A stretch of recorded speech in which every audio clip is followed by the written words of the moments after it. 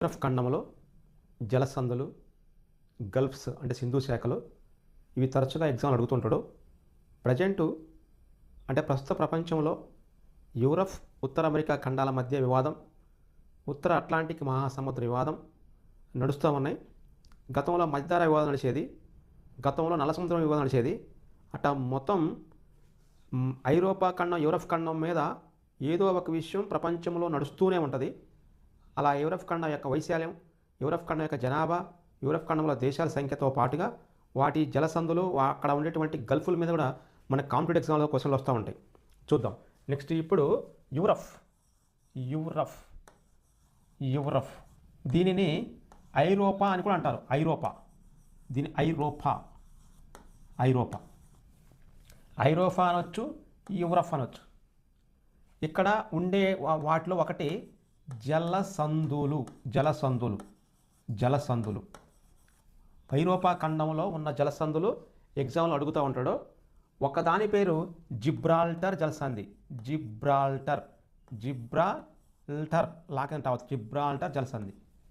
Gibraltar జలసంధి ఎప్పుడు ఎగ్జామ్లో వస్తూ ఉంటుంది. జిబ్రాల్టర్ జలసంధి దీనిని మధ్యధారా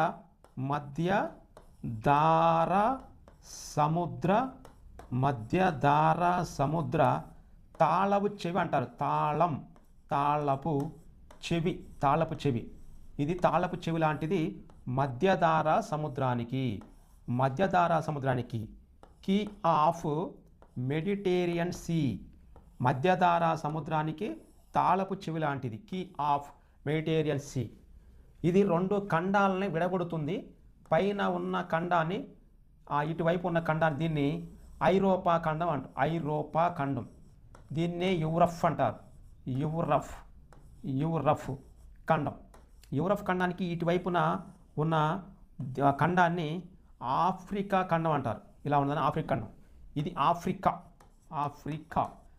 జిబ్రాల్టర్ జలసంధి ఐరోపా ఖండాన్ని మరియు ఆఫ్రికా ఖండాన్ని విడదీసిద్ది. అంటే ఇది తాళపు చెవి లాంటిది. ఈ రెండు మధ్యన మధ్యధారా ఇటువైపున ఉన్నదాన్ని మధ్యధారా సముద్రం అంటాం. ఇటువైపున అట్లాంటిక్ మహాసముద్రం అంటాం. దీనిని ఉత్తర అట్లాంటిక్ అంటారు. ఉత్తర అట్లాంటిక్ మహాసముద్రానికి మధ్యధారా సముద్రానికి ఆ జలాలని కలిపేది. ఐరోపా మరియు ఆఫ్రికా ఖండాలని విడదీసేది. జిబ్రాల్టర్ జలసంధి రెండు ఖండాలని విడగొడుతుంది. అంటే రెండు భాగాలను విడగొడుతుంది, రెండు జల భాగాలను కలిపిద్ది. జిబ్రాల్టర్ జలసంధి తాళపు చెవి ఎందుకన్నామంటే ఉత్తర అట్లాంటిక్ మహాసముద్రములో జలాలని మరియు మధ్యధారా సముద్రం జలాలని ఇక్కడ కలుపుతుంది కాబట్టి దాని జిబ్రాల్టర్ జలసంధిని తాళపు చెవి అన్నారు. ఇది రెండు జలాలని కలపడం వల్ల ఇక్కడ భూభాగం విడిపోయింది. ఆ విడిపోవడం వల్ల ఈ రెండు భూభాగాలు, ఈ రెండు ఖండాల యొక్క కనెక్టివిటీ తగ్గిపోయింది. కాబట్టి దీనిని ఐరోపా మరియు ఆఫ్రికా ఖండాలని విడగొట్టేటువంటి జలసంధి అంటారు. ఇది ఎగ్జాములో చాలాసార్లు తరచుగా అడిగే క్వశ్చన్. ఇది మధ్యధారా సముద్రాన్ని అనేది దానికి తాళపు చెవిగా ఉండేది ఏమిటి? జిబ్రాల్టర్ జలసంధి ఎగ్జామ్లో వస్తూ ఉంటుంది. 3 బిట్లు ఉంటాయి. దాన్ని రెండు భూభాగాలని విడగొట్టిద్ది, రెండు జల భాగాలని కలిపిద్ది. ఒక్కొక్కసారి జల భాగాలని కలిపేది ఏది అంటాడో, లేదంటే జిబ్రాల్టర్ జలసంధి గురించి సరైన వ్యాఖ్య అంటాడో, జిబ్రాల్టర్ జలసంధి ఏ ఖండాల మధ్య ఉన్నది అంటాడో దాన్ని మనం ఫాలో కావాలి.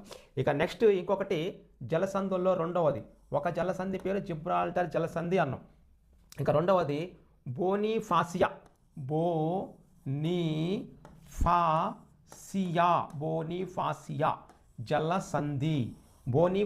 జలసంధి. ఇది ఇటలీ, ఫ్రాన్స్ మధ్య ఉంటుంది. ఇటలీ దేశానికి మరియు ఫ్రాన్స్ దేశానికి మధ్య ఉన్న ఒక జలసంధి బోనిఫాసియా. మరియు ఫ్రాన్స్లో ఉన్న ఫ్రాన్స్ దేశానికి, ఇటలీ దేశానికి మధ్య ఉంటుంది. ఈ బోనిఫాసియా అనేది సార్డియా, ఇటలీ దేశంలో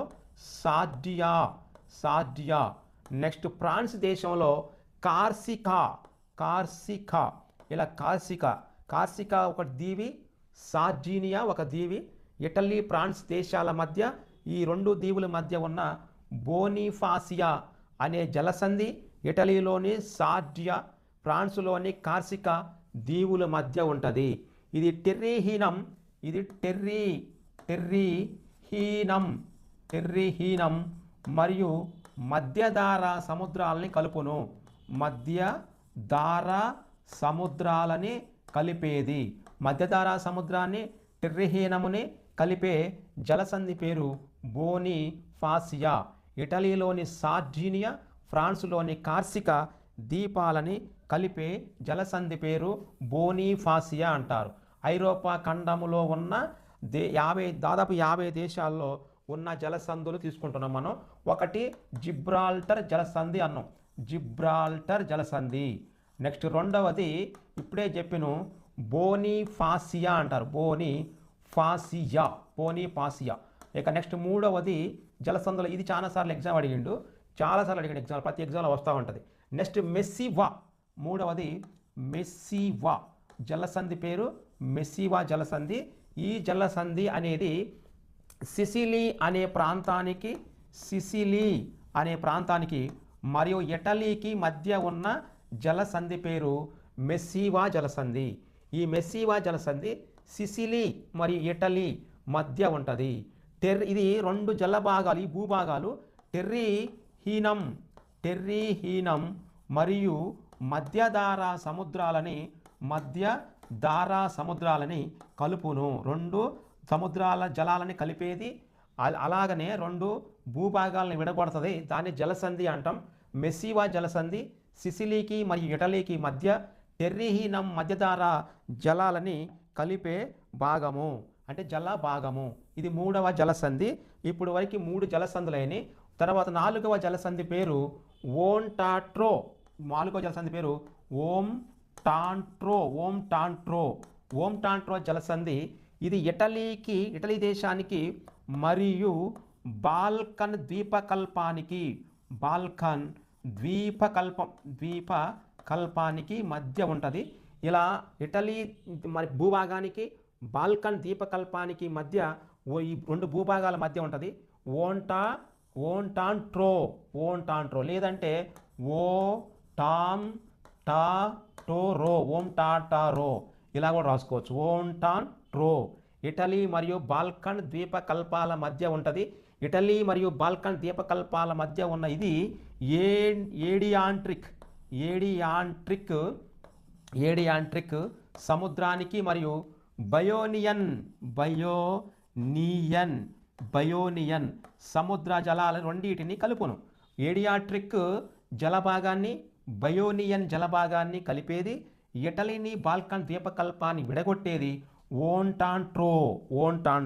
ఇవి యూరప్ ఖండంలో ఉన్న జలభాగాలు. ఎక్కువగా ప్రీవియస్ ఎగ్జాములో అడిగినవి ఎక్కువ జిబ్రాల్టర్ జలసంధిని ఎక్కువ అడిగాడు, అది బాగా గుర్తుంచుకోవాలి. ఇక నెక్స్ట్ యూరప్ ఖండములో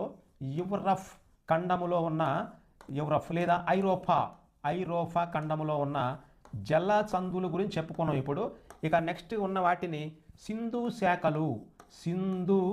శాఖలు వీటినే గల్ఫ్స్ అంటారు. సింధు శాఖల్ని గల్ఫ్స్ అంటారు, గల్ఫ్స్. ఇవి సింధు శాఖలు, యూరప్ ఖండంలో ఉన్న సింధు శాఖలు. ఇప్పుడు చెప్పుకునే జలసంధులు. ఈ మన యూరప్ ఖండంలో ఉన్న సింధు శాఖలల్లో ఎక్కువగా ఇవి 2 దేశాల మధ్య లేదంటే 2 ప్రాంతాల మధ్య ఉంటుంటాయి. ఆ 2 ప్రాంతాల మధ్య ఉన్న వాటిలోని ఒకదాన్ని రీగా సింధు శాఖ అంటారు. రీగా సింధు శాఖ అని పిలుస్తారు. రీగా గల్ఫ్ అనేది ఎస్తోనియా దేశానికి మరియు లాత్వియా దేశానికి మధ్య ఉన్న సింధు శాఖ. రీగా సింధు శాఖ అనేది ఎస్తోనియా దేశానికి లాత్వియా దేశానికి మధ్య ఉన్న రీగా గల్ఫ్ అనేది బాల్టిక్ సముద్రంలో ఉంటుంది. బాల్టిక్ కింద టావత్తు బాల్టిక్ సముద్రము. ఇది ఉత్తర అట్లాంటిక్ మహాసముద్రంలో భాగం. అది రీగా సింధు శాఖ ఉంటుంది. బాల్టిక్ సముద్ర జలాల్లో అంటే అట్లాంటిక్ మహాసముద్రంలో ఇది ఒక బాల్టిక్ అనే సముద్రం. అది మహాలో ఒక సముద్రం. ఇది ఈ బాల్టిక్లో ఉన్న గల్ఫ్ని రీగా గల్ఫ్ అంటారు. అది ఎస్తోనియా లాత్వియా దేశాల మధ్య ఉన్న గల్ఫ్గా చెప్పుకుంటారు దాన్ని, రీగా గల్ఫ్. ఇక నెక్స్ట్ 2వ గల్ఫ్ ఉంటుంది. అది యాక్చువల్గా భారతదేశంలోని అరేబియా గల్ఫ్ ఆఫ్ కంబట్ లేదంటే మన్నార్ సింధు శాఖ నెక్స్ట్ వంగ అంటే బెంగాల్ గల్ఫ్ అలా పిలుస్తుంటారు. మన సర్కార్ గల్ఫ్ అలా సింధు శాఖలు ఉంటాయి. ఆ వాటిలోనే ఫిన్లాండ్ సింధు శాఖ, ఫిన్లాండ్ సింధు శాఖ, ఫిన్లాండ్ గల్ఫ్ సింధు శాఖ, సింధు శాఖ, ఫిన్లాండ్ సింధు శాఖ. ఇది ఫిన్లాండ్ దేశానికి మరియు ఎస్తోనియా దేశానికి మధ్య ఉంటుంది. ఇంతకంటే ముందు చెప్పింది రీగా గల్ఫ్ అనేది ఎస్తోనియా దేశానికి లాత్వియా దేశానికి మధ్య ఉంటుంది. ఇదేమో ఫిన్లాండ్ దేశానికి మరి ఎస్తోనియా దేశానికి మధ్య ఉంటుంది. ఇలా ఫిన్లాండ్ ఎస్తోనియా దేశాల మధ్య ఉన్న గల్ఫ్ దాని పేరు ఫిన్లాండ్ గల్ఫ్ అంటారు. ఈ ఫిన్లాండ్ గల్ఫ్ కూడా రీగా గల్ఫ్ ఏ విధంగా అయితే బాల్టిక్ సముద్రంలో ఉందో ఇది కూడా బాల్టిక్ సముద్రంలోనే ఉంటుంది. అలా రీగా గల్ఫ్, ఫిన్లాండ్ గల్ఫ్ అనేవి ఇప్పుడు రెండు చెప్పుకున్నాం మనం. ఈ రెండు ఒకదాని పేరు ఫిన్లాండ్ గల్ఫ్, రెండవ దాని పేరు రీగా గల్ఫ్. ఇలా గల్ఫ్లు ఉంటాయి. ఇక నెక్స్ట్ బాత్నియా గల్ఫ్, బాత్నియా గల్ఫ్, బాతినియా అని కూడా రాసుకోవచ్చు. బాత్నియా గల్ఫ్ లేదా దీన్ని ఎడగొట్టితే బాతినియా గల్ఫ్, బాతినియా గల్ఫ్. ఈ బాతినియా గల్ఫ్ అనేది ఇక్కడ ఫిన్లాండ్ దేశానికి స్వీడన్ దేశానికి మధ్య ఉంటుంది. ఫిన్లాండ్ దేశానికి మరియు స్వీడన్ దేశానికి మధ్య ఉన్న గల్ఫ్ని బాత్నియా గల్ఫ్ అంటారు. ఈ బాత్నియా గల్ఫ్ కూడా బాల్టిక్ సముద్రములోనే ఉంది. బాల్టిక్ సముద్రంలోనే ఉన్న గల్ఫ్ బాల్టిక్ సముద్రంలో ఉన్న గల్ఫ్ ఫిన్లాండ్ గల్ఫ్, బాల్టిక్ సముద్రంలోనే ఉన్న గల్ఫ్ రీగా గల్ఫ్. ఈ మూడు బాల్టిక్ సముద్రంలోనే ఉంటాయి. బాల్టిక్ సముద్రంలోనే ఉంటాయి. ఈ బాల్టిక్ సముద్రం అనేది ఉత్తర అట్లాంటిక్ మహాసముద్రంలో భాగంగా ఉంటుంది. ఇలా ఫిన్లాండ్కి స్వీడన్కి బాత్నియా, ఫిన్లాండ్కి ఎస్తోనియాకి ఫిన్లాండ్, నెక్స్ట్ ఎస్తోనియాకి లాత్వియాకి రీగా. ఇది మొత్తం గల్ఫ్లు, మొత్తం 3 గల్ఫ్లు నేర్చుకున్నాం ఇప్పుడు. ఈ 3 గల్ఫ్లు కూడా బాల్టిక్లోని భాగమే, బాల్టిక్లో భాగం. ఇక నెక్స్ట్ 4వ గల్ఫ్ గతంలో చాలాసార్లు ఎగ్జామ్లో వచ్చింది. దాన్నే ఇంగ్లీష్ ఛానల్ అంటారు. ఇంగ్లీష్ ఛానల్ అని పిలుస్తారు. ఇంగ్లీష్ ఛానల్ ఇది చాలాసార్లు ఎగ్జామ్ వచ్చింది. ఇండియన్స్ యొక్క, భారతదేశం యొక్క స్విమ్మర్స్ అంటే ఈతగాళ్ళు దీన్ని ఛాలెంజ్ చేస్తూ ఉంటారు. ఇది ఇంగ్లాండ్ దేశము అంటే బ్రిటన్, యూకే, యునైటెడ్ కింగ్డమ్కి మరియు ఫ్రాన్స్ దేశానికి మధ్య. ఇది ఫ్రాన్స్, ఇది ఐరోపా ఖండం, రెండు ఐరోపా ఖండమే. ఇది అట్లాంటిక్ మహాసముద్రం, అట్లాంటిక్ మహాసముద్రం. అది కూడా ఉత్తర అట్లాంటిక్ మహాసముద్రం. ఇట ఉత్తర అట్లాంటిక్ మహాసముద్రంలో ఇట యూకే, యునైటెడ్ కింగ్డమ్స్కి మరియు ఫ్రాన్స్కి, అంటే ఇక్కడ ఇంగ్లాండ్, అంటే ఇక్కడ బ్రిటన్, ఇట బ్రిటన్కి లేదా యూకేకి లేదా ఇంగ్లాండ్కి మరియు ఫ్రాన్స్ దేశానికి మధ్య ఉన్న ఈ జల భాగాన్ని ఇంగ్లీష్ ఛానల్ అంటారు. ఇంగ్లీష్ ఛానల్, ఇంగ్లీషు కాలువ అంటారు. ఇంగ్లీష్ కాలువ అనవచ్చు, ఇంగ్లీష్ ఛానల్ అనవచ్చు, ఇంగ్లీష్ గల్ఫ్ లేకపోతే ఇంగ్లీష్ యొక్క సంధి అనవచ్చు. ఇది 2 దేశాలని విడగొట్టింది. అంటే 2 దేశాలను విడగొట్టింది. ఒకటి యూకేని అంటే ఇంగ్లాండ్ని, ఫ్రాన్స్ని విడగొట్టింది ఇంగ్లీష్ ఛానల్. ఇక నెక్స్ట్ ఇంకొకటి బిస్కే అఖాతము. నెక్స్ట్ ఐదవది బిస్కే అఖాతం.